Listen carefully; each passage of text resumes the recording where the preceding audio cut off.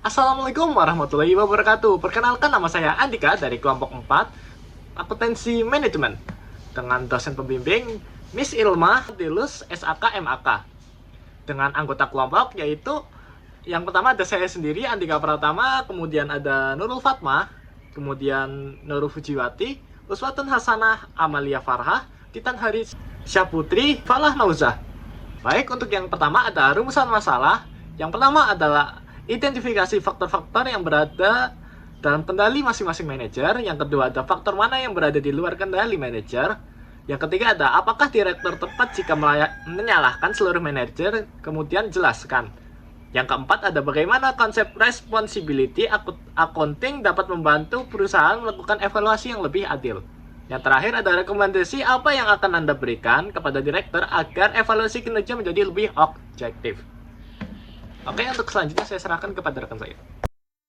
Assalamualaikum warahmatullahi wabarakatuh. Perkenalkan, nama saya Amalia Farha dengan NIM 2402062.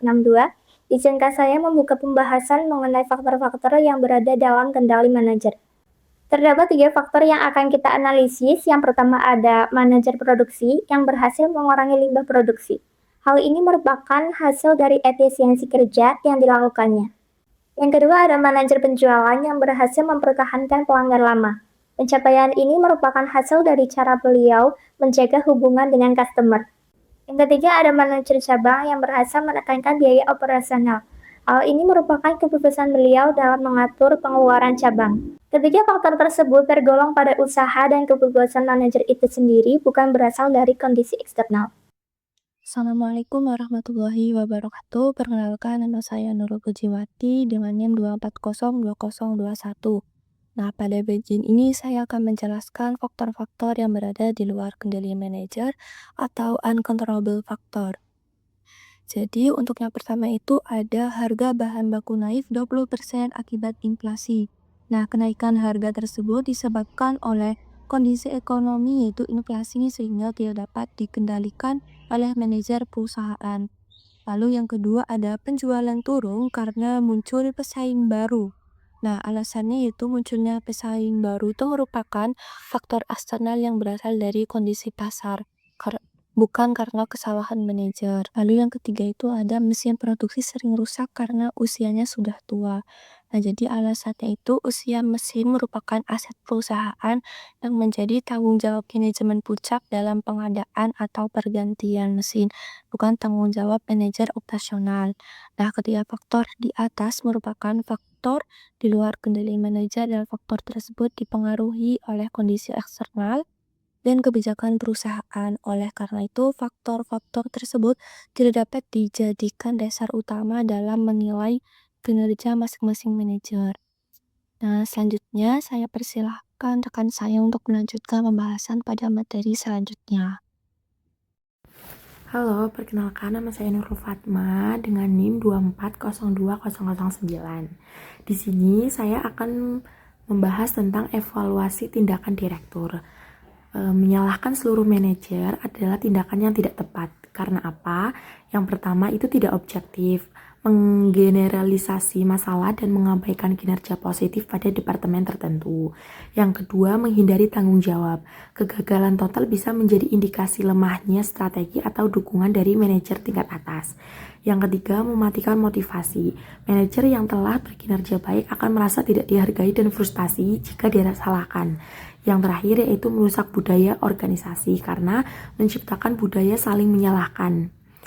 Blame culture ketimbang mencari solusi bersama. Sekian dari saya, terima kasih. Konsep responsibility accounting.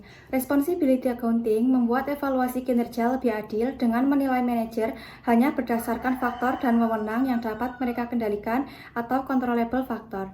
Contohnya, manajer produksi dinilai dari efisiensi dan pengurangan limbah, manajer penjualan dinilai dari retensi pelanggan dan strategi penjualan, manajer cabang dinilai dari pengendalian biaya operasional.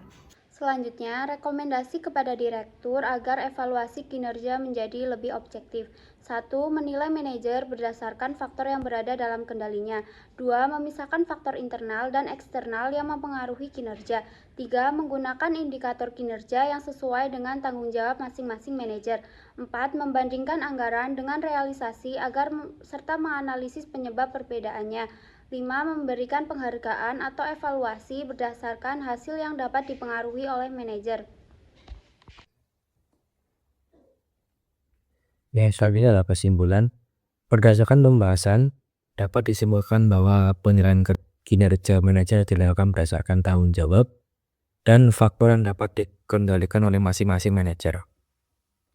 Faktor di luar kendali seperti inflasi, persaingan, dan kondisi saat perusahaan tidak seharusnya menjadi dasar penilaian.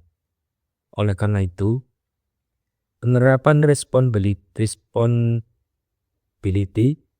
accounting dapat menciptakan evaluasi kinerja yang lebih adil, objektif, serta mendorong peningkatan kinerja perusahaan secara keseluruhan.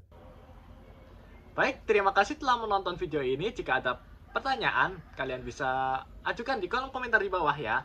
Oke, terima kasih sekali lagi. Cukup sekian dan wassalamualaikum warahmatullahi wabarakatuh.